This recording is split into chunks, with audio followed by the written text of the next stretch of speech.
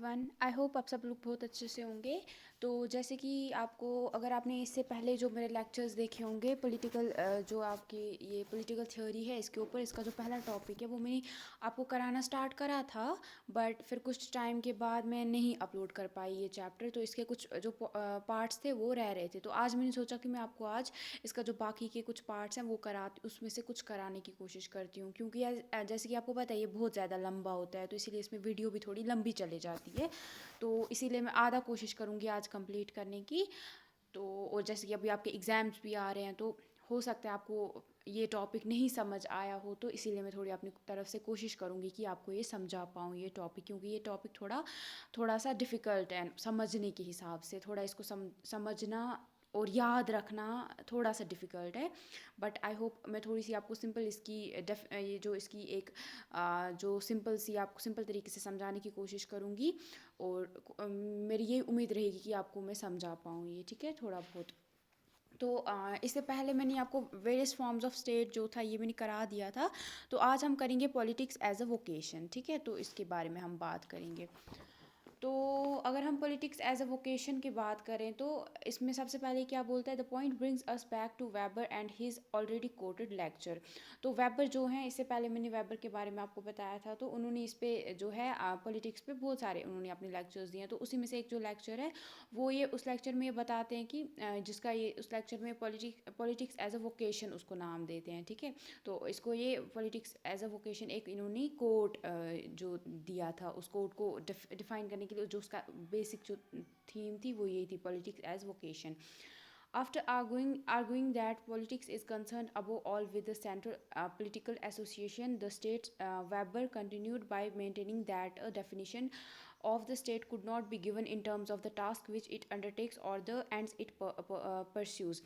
तो वेबर जो हैं, जब ये डेफिनेशन दे रहे थे, ये जो लेक्चर जब इन्होंने दिया पॉलिटिक्स एज अ वोकेशन, यानी पॉलिटिक्स कैसे, आप कोई वोकेशन होता है कोई काम करना, तो पॉलिटिक्स को आप कैसे काम में लाओगे, मतलब कैसे इसको आप करते हो, पॉलिटिक्स कैसे आप जैसे कि मतलब होती क्या है पॉलिटिक्स, कैसे आप इसको काम में लाते हो, ठीक है, इस्तेमाल कैसे करते हो, ये सारा।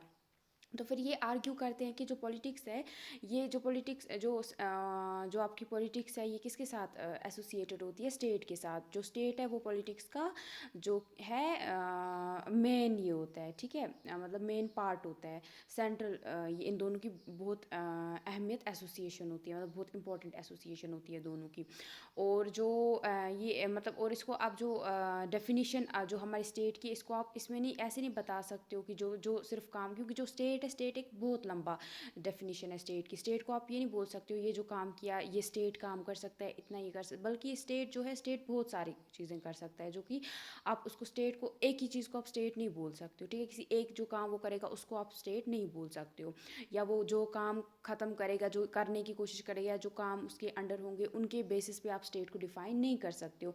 There was no task which specifically determined the state, क्योंकि ऐसा कोई काम नहीं है जो जिसको देख के आप बोलोगे हाँ ये स्टेट है, ये या ये स्टेट का ही है। Therefore, one had to define the state in terms of specific means which it employed, and these means were ultimately physical force. इसीलिए अब जो स्टेट है, स्टेट को हमें कुछ ये मतलब कुछ मीनिंग देनी थी स्टेट को, कि क्या कि जो मतलब बोलते ही फिर समझ आ जाए कि हाँ ये स्टेट का है।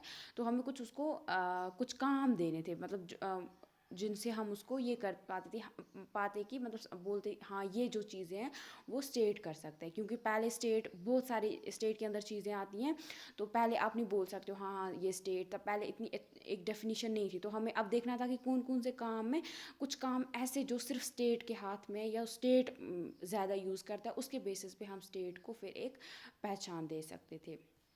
और उसी में से एक पहचान है फिज़िकल फोर्स, जो कि स्टेट मतलब जो ज़बरदस्ती होती है ना, मतलब ये ज़ोर लगाना, मतलब फोर्स लगाना, फोर्सफुली कोई चीज़ें करना, तो उसको। The state, weber vote, is a human community that successfully claims that monopoly of the legitimate use of physical force with in a given territory.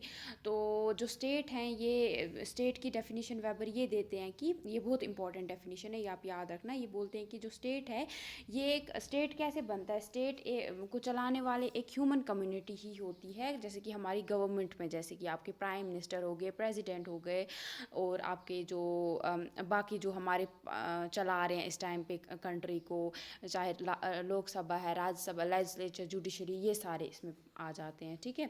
तो ये सारे ये एक ह्यूमन ही है ना, ऐसे ही मत चल रहा है स्टेट। तो ये ह्यूमन कम्युनिटी होती है जो जिनके पास एक लेजिटिमेट पावर, लेजिटिमेट हो गया जायज़, जो कि हम लोग खुद उनको ये पावर देते हैं, और उस पावर के इस्तेमाल से वो हम पे क्या करते हैं, उस एरिया को कंट्रोल करते हैं फिजिकल फोर्स के साथ। उनके पास कुछ पावर्स होती हैं, फिजिकल फोर्स याद रखो आप, पावर्स होती हैं, जो कि जैसे जुडिशरी के पास अपनी पावर्स हैं, लेजिस्लेचर एग्जीक्यूटिव के पास, पुलिस के पास अपनी पावर्स हैं, जिनके यूज़ से वो फिजिकल फोर्स के यूज़ से वो क्या करते हैं, पूरे एरिया को गवर्न करते हैं, ठीक है। तो ये स्टेट में आता है, ये बहुत अच्छी डेफिनेशन है स्टेट की। There are three distinct elements combined here. तो यहाँ पे तीन जो ये डेफिनेशन है, इसमें तीन चीज़ों को यूज़ किया गया है। सबसे पहले अ गिवन टेरिटरी और geographical area which the state controls. सबसे पहले है कि जो एरिया, मतलब कुछ एरिया, स्टेट मत जैसे इंडिया के अंडर सारे जो ये है, मतलब वर्ल्ड की सारी कंट्रीज़ आती हैं, नहीं ना। या एशिया इंडिया तो एशिया के अंदर आता है क्या? इंडिया जो है पूरे एशिया पे रूल करता है? नहीं, इंडिया सिर्फ अपने जो एरियाज़ हैं उन पे रूल करता है, जितना मतलब जो हमारा है पार्ट उस पे, ठीक है। तो इस जो गिवन टेरिटरी है हमारी, साउथ इंडिया, नॉर्थ इंडिया, तो ये नॉर्थ ईस्ट वाला, तो ये सारे इसमें आ जाते हैं, ठीक है। जितने हमारे हिस्से हैं, जो भी स्टेट्स और यूनियन टेरिटरीज हैं, वो इसमें आ जाती हैं। उन पे जो वो एरिया, उस पे जो है स्टेट उन सबको कंट्रोल करता है। The use of physical force to maintain its control. और दूसरी चीज़ ये क्या इसमें आई कि फिजिकल फोर्स जो यूज़ करते हैं, जो ये पावर इनको दी गई है, वो जो स्टेट को पावर हम देते हैं, जो वो ग्रुप है जिसको हमने ये पावर दी है, तो वो चलाते हैं। और उसके बाद थर्डली जो कि मोस्ट इंपॉर्टेंट है, वो है कि monopoly of the legitimate use of such force और करोशन। तो उसके बाद जो कि हम सिर्फ इनको देते हैं, मतलब कि एक तीसरे नंबर पे जो तीसरी चीज़ है, वो हम इनको फिजिकल फोर्स यूज़ करने की ये देते हैं। फिजिकल फोर्स तो यूज़ करते हैं, लेकिन लेजिटिमेट होता है जायज़, मतलब जायज़ इन द सेंस कि जो कि ये यूज़, इनको आप कुछ नहीं बोल सकते, ये वो पावर्स है जो हमने खुद दी हैं, और उसको ये अपने हिसाब से यूज़ करते हैं। आप इनको बोल नहीं सकते हो कि तुम ऐसे क्यों कर रहे हो, और उसके बाद ये उसको ज़ोर ज़बरदस्ती से चाहे इस्तेमाल करें, जैसे भी करें, ये वो करते हैं। This legitimacy must be acknowledged by most, if not at all, of those who are subject to the state powers. सबसे पहले जो ये legitimacy है, ये जायज़ जो चीज़ पावर हमने दी है, पहले तो ये सबको सब जो लोग हैं उनको मानना पड़ता है, चाहे वो वेस्टर्न कंट्रीज़ है, चाहे वो वर्ल्ड की जितनी भी कंट्रीज़ है, उनको मानना है। और हो सकता है बहुत बार नहीं मानती हैं, जैसे कि पाकिस्तान में होंगे लोग कुछ, वो हमारे इंडिया पे कुछ ये होगी, इसको कोई ये होगा ना, मतलब कोई गवर्नमेंट आएगी, वो उसको एक्नॉलेज नहीं करेंगे अपनी दुश्मनी की वजह से। या चाइना बहुत बार हमारे कुछ एरियाज़ पे, लद्दाख हो गया, या जो आपका ये कुछ और एरियाज़ हैं, उन पे ये करते बार बार उसको अपने ये करता है ना, मतलब बहुत बार हमला करता है वहाँ पे, जो हमारे आर्मी वाले होते हैं उन पे अटैक करता है, कुछ एरियाज़ को अपने बोलता है कि इस पे ये हमारा है, ठीक है। तो जो कि गलत बात है, वो उसको मतलब नहीं मान रहा है, वो बोलता है ये जो कॉन्फ्लिक्ट रीजन है, तो इसमें से या तो इंडिया का है या हमारा है। तो वो उसको बार बार, अभी बहुत बार उन्होंने हमला भी किया कुछ एरियाज़ पे। तो वो है, तो लेकिन वो इसका मतलब क्या, वो नहीं मान रहे हैं। बट अब यहाँ पे ये है कि वो उस पावर को नहीं मान रहे अपने हिसाब से। लेकिन अब जिस एरिया पे, अगर आप बीजेपी की बात करोगे, इस टाइम पे बीजेपी या चला रहा है, या जो भी बाकी जो जुडिशरी वगैरह है, उनको जो पावर उनके पास है, अगर हम सिर्फ अपनी गवर्नमेंट, सेंट्रल गवर्नमेंट की बात करेंगे, तो उसको वो पावर किसने दिया? हमने दिया। तो हमें मानना पड़ेगा उनको कि हाँ, हमने तुम लोगों को वो जो भी कोई चीज़ करेंगे तो क्योंकि वो कर सकते हैं, क्योंकि हमने उनको इलेक्ट किया है हमारी ये करने के लिए, हम पे रूल करने के लिए, ठीक है। तो ये इसमें है। तो जिस एरिया पे वो रूल करते हैं, उनको उसको एक्नॉलेज करना पड़ेगा, ठीक है। अगर वो नहीं करते हैं तो फिर मुश्किल हो जाएगा स्टेट का चलना। Weber concluded that for him politics meant striving to share power or striving to influence the distribution of power either among states or among groups within a state. तो वेबर ये बोलते हैं कि मेरे हिसाब से पॉलिटिक्स जो है वो पावर के लिए और पावर को शेयर करने के लिए तरसना, मतलब एक, या पावर को ये करना, आपस में शेयर करना है। तो पावर को जो है, मतलब हर कोई, मतलब पावर जो भी पॉलिटिक्स में आता है, सब चाहते हैं, चाहे अपोजिशन हो, चाहे वो मेन पार्टी हो, वो भी चाहते हैं कि मैं जितने जितने एरियाज़ है उन पे कंट्रोल। जैसे बीजेपी अभी चाहता है हर एक अलग, जैसे पंजाब में जाएगा या बाकी एरियाज़ में जाएगा, कोशिश करेगा, सबको दिखाने की कोशिश करेगा कि मैं अच्छी पार्टी हूँ, अगले इलेक्शन में मुझे इलेक्ट करो, या दूसरी को हटाओ तो मुझे इलेक्ट करो। सेम कांग्रेस करेगा, सेम बाकी जो पार्टीज़ हैं वो कोशिश करती हैं, मतलब कोशिश करती हैं कि हमें ज़्यादा से ज़्यादा पावर को हम अपने अंडर लें और उसको ये करें, इस्तेमाल करें, ठीक है। तो ये होता है, या तो अपने स्टेट के अंदर करने की कोशिश करते हैं, या जिस स्टेट पे वो कंट्रोल कर मतलब जो एरिया पे कंट्रोल कर रहे हैं, या बाकी वाले इस पे। It was also mention that each state exist. तो सेम यहाँ पे स्टेट की आप कंट्री भी ले सकते हो, जैसे चाइना की अगर हम बात करेंगे, अगर जो चाइना है वो अपना तो उनके पास है ही, बट वो इंडिया की कुछ टेरिटरीज पे भी बार बार ये करने की कोशिश करते हैं ना, हमला करने की कोशिश करते हैं और चाहते हैं कि वो उसको अपने हिस्से में ले लें। तो ऐसे होता है। It was also mention that each state exist with in particular social context. उसके बाद ये बोलते हैं कि जो हर एक जो स्टेट है वो अपने उनका जो जहाँ पे वो होता है वहाँ पे उनका एक अलग सोशल कॉन्टेक्स्ट भी होता है, मतलब कहीं पे आइडियोलॉजी अलग होती है, चाइना की अलग आइडियोलॉजी है, पाकिस्तान की अलग है, इंडिया की अलग है, यूएसए की थोड़ी बहुत डेमोक्रेटिक तो है वो, बट फिर भी कुछ आइडियोलॉजीज जो हैं वो अलग होंगी वहाँ पे। The study of politics is vitally concern with the relationship of state and society. तो अगर आप पॉलिटिक्स की बात करेंगे, जो पॉलिटिक्स में हम जो स्टडी करते हैं वो मतलब मेन यही है कि स्टेट और सोसाइटी के आपस में क्या रिलेशनशिप है। A state-centered perspective on politics does not imply that its study should neglect what happens in wider sphere of society and how that may, as Weber says, influence the distribution of power. उसके बाद जो ये हैं weber ये बोलते हैं कि जो अगर स्टेट सेंटर्ड पर्सपेक्टिव की बात करेंगे पॉलिटिक्स में, तो ये नहीं बोलता है कि हमें जो भी हमें सिर्फ स्टेट पे ही फोकस करना है और बाकी जो भी हमारे यहाँ पे सोसाइटी में हो रहा है उसको आप निगलेक्ट कर दोगे, उसको छोड़ दोगे, बल्कि आपको इन दोनों को साथ लेके चलना है और आपको देखना है कि पावर का डिस्ट्रीब्यूशन कैसे हो रहा है, पावर कैसे बांटी जा रही है स्टेट में। A further fact cannot be ignored. This is the continued growth and centralization of state power. If one sees the state in terms of specialized apparatus of domination, then the history of modern times has been marked by extension of its scale and grip. The modern state requires an increasingly complex bureaucracy dealing with a mounting variety of tasks. अब यहाँ पे modern state की बात करते हैं, जो आजकल के हमारे यहाँ पे कैसे स्टेट होते हैं, हर एक कंट्री कैसे चलती है। तो अगर आजकल के जो अगर आप कंट्री को देखेंगे, हर एक कंट्री को चलने के लिए उसकी ब्यूरोक्रेसी कैसे, वो एडमिनिस्ट्रेशन वहाँ पे कैसी होगी, वो सब चलने के लिए बहुत सारे स्टेट के पास मतलब बहुत सारा काम होता है जो उसको करना पड़ता है, बहुत सारे काम उसको पूरे करने पड़ते हैं। It needs larger and more sophisticated arm forces. आजकल की अगर हम कंट्री की बात करेंगे, स्टेट्स की बात करेंगे, उसको चलने के लिए, उसको अपने आप को प्रोटेक्ट करने के लिए ज़्यादा से ज़्यादा आर्मी की ज़रूरत है। मोर रेगुलेटिव वेलफेयर एजेंसीज, ज़्यादा से ज़्यादा वेलफेयर एजेंसीज रखनी है, जिस जो कि सारे जो सोसाइटी के जितने भी मेंबर्स हैं, चाहे वो गरीब हैं, चाहे वो मतलब ऐसा नहीं हो कि गरीब लोगों को आप सिर्फ अमीरों के लिए काम करो, बल्कि आपको ज़्यादा से ज़्यादा गरीब हर एक सोसाइटी के बंदे तक पहुंचना है और उसकी हेल्प करनी है स्टेट में। स्टेट का ये फ़र्ज़ बनता है। आजकल ऐसा स्टेट हो गया है कि आपको हर एक की, जैसे आप देखोगे इंडिया की अगर बात करोगे, सबसे पहले हमें अपने आप को प्रोटेक्ट करने के लिए ज़्यादा से ज़्यादा आर्मी की ज़रूरत पड़ती है। बॉर्डर्स पे आप देखो कैसे आर्मी रहती है ज़्यादा से ज़्यादा। उसके बाद हमारे यहाँ पे बहुत सारे लोग गरीब है जिनको जो बहुत ज़्यादा पॉवर्टी में है, उसके लिए स्टेट अलग से अलग जो हर बार गवर्नमेंट जब भी आती है कुछ ना कुछ नई स्कीम्स लाते ही रहते हैं। तो ये होता है। And engages in a wider range of activities than was the case before।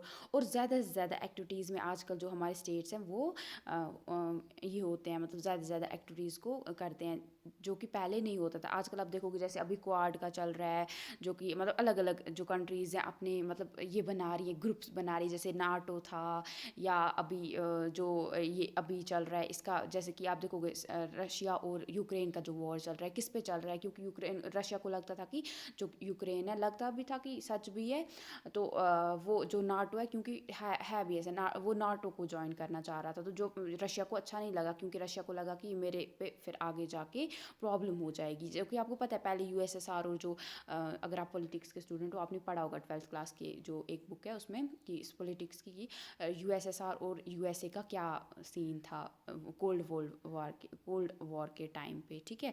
तो वही है, तो वो आइडियोलॉजी फिर यूएसएसआर टूट जाता है, फिर रशिया अलग हो जाता है, उसके बहुत सारे टुकड़े हो जाते हैं, वो सारा ना। तो उसके बाद वही अब है आइडियोलॉजी। तो अब जो अगर क्योंकि यूक्रेन रशिया के बहुत नज़दीक है, तो वो उसको ज्वाइन करता तो रशिया को अच्छा नहीं लगा, तो इसलिए वॉर स्टार्ट हो गया। तो यही सीन है। तो इस तरीके से आप देखोगे इंडिया भी अपने आप को प्रोटेक्ट करने के लिए जैसे चाइना के साथ अभी नहीं बन रही है, पाकिस्तान के साथ नहीं बन रही है, तो कोशिश कर रहा है कि ज़्यादा से ज़्यादा एरियाज़ को अपने मतलब ये करे ना, अपने फ्रेंड्स बनाए, रिलेशनशिप अपनी ज़्यादा से ज़्यादा कंट्रीज़ के साथ। आप देखोगे इंडिया जो है, इंडिया ऐसी कंट्री है जिसकी मतलब ज़्यादा किसी के साथ दुश्मनी नहीं है। अगर आप बाकी की देखोगे मतलब हर एक के साथ कोई ये नहीं है, मतलब न्यूट्रल रहता है इंडिया हमेशा। ये नहीं है कि नहीं एक किसी की साइड ही लोगे, और कोशिश करता है न्यूट्रल रहे, किसी के साथ दुश्मनी ज़्यादा। वो चाइना और पाकिस्तान का अलग सीन है, उसके साथ वो नहीं समझ आता है कभी भी किसी को, बट ऐसा नहीं है कि इंडिया हमेशा यहीं से वॉर करने की कोशिश करता है। तो वो सबसे बड़ी अच्छी बात है इंडिया की। तो इसी तरीके से हर एक स्टेट का जो है अपना ये रहता है ये सारी चीज़ें। This extension of state's sphere of action, its growth and development applies both to liberal democratic systems in the capitalist socio-economic context and to socialist systems with their collective economic framework।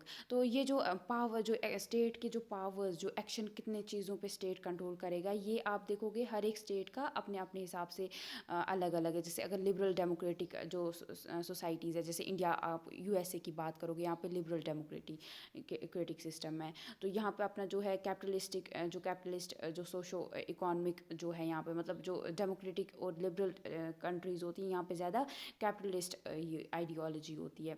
तो वहाँ पे उनका अपना एक अपने तरीके से जो स्टेट है वो पावर को अपने अंडर लेने की कोशिश करता है। वहीं पे सोशलिस्ट सोसाइटी अगर जैसे कि आपकी रशिया हो गई, इंडिया को भी आप देखोगे, अगर प्रेमेबल में देखोगे ये है सोशलिस्ट लिखा हुआ है। तो ये सारा है, अपने हिसाब से ये काम करते हैं, अपने ज़्यादा से ज़्यादा पावर्स को अपने अंडर लाने की कोशिश करते हैं। Weber saw such growth manifested above all in the emergence of trend skilled and rationally effective bureaucracy. तो जो ये हैं, ये जो वेबर बोलते हैं, ये जो ग्रोथ है ये कैसे होती है, ये सब कुछ तभी अच्छे से हो सकता है जब आपके पास एक ट्रेंड स्किल्ड और रैशनली इफ़ेक्टिव ब्यूरोक्रेसी होगी। मतलब जो हमारे एडमिनिस्ट्रेशन चला रहे हैं, जैसे कि हमारे इसमें पुलिस आ जाती है, इसमें हम आपके जो आईएएस ऑफिसर्स हो जाते हैं, मतलब इंडिया के हिसाब से ना, बाकी हर एक कंट्री के अपने अपने होते हैं उनके, जो कि ये कलेक्टर्स होते हैं, ये सारा जो ना इसमें आता है। जो सिंपल है, मतलब जो आपके गवर्नमेंट चलाते हैं, गवर्नमेंट नहीं सॉरी, जो आपके जो एडमिनिस्ट्रेशन के रोज़ के काम हैं वो सारे चलाते हैं। वो अगर वो अच्छे से ट्रेंड होंगे, उनको ट्रेनिंग अच्छी दी होगी, स्किल्ड होंगे, उनके पास अच्छी अच्छी स्किल्स होंगी कैसे अलग अलग सिचुएशंस में करना है, रैशनली वो काम करेंगे, तो वो फिर हो सकता है। अगर ऐसा नहीं होगा तो कोई भी स्टेट अच्छे से काम नहीं कर पाएगा। Someone of quite different political and theoretical background, Marx agreed with him on this point। तो जो कि मार्क्स हैं हमारे, कार्ल मार्क्स हैं, वो इनसे बहुत अलग सोचते, बट यहाँ पे जो है मार्क्स इनके साथ बोला कि हाँ, मतलब थोड़ा बोला इस पॉइंट पे कि हाँ मैं एग्री करता हूँ।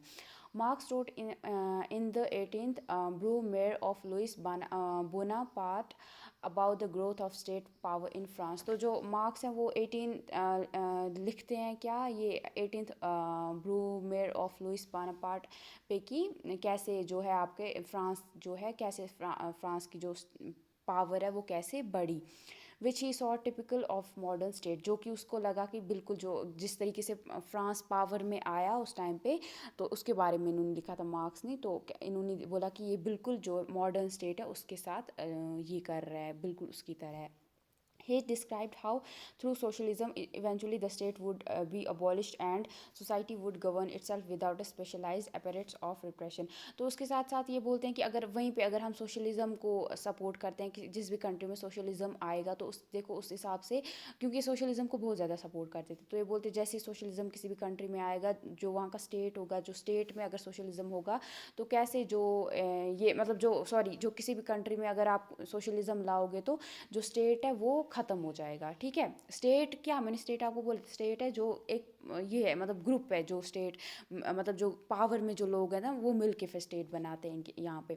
तो कैसे वो स्टेट हट जाएगा और जो सोसाइटी है वो खुद अपने आप को रूल करेगी, किसी और की जो स्टेट है उसकी ज़रूरत नहीं पड़ेगी, वो अपने दबाव से दबाव डाल के जोर डाल के लोगों को अपनी बात मनवाए, बल्कि लोग अपने हिसाब से अपने आप को खुद रूल करेंगे अगर सोशलिज्म आएगा। वो अलग बात है, आज अगर आप रशिया की बात करोगे वहाँ पे कैसी गवर्नमेंट है, या चाइना में आप बात करोगे वहाँ पे क्या है, लेकिन इनके हिसाब से सोशलिज्म की यही मीनिंग थी।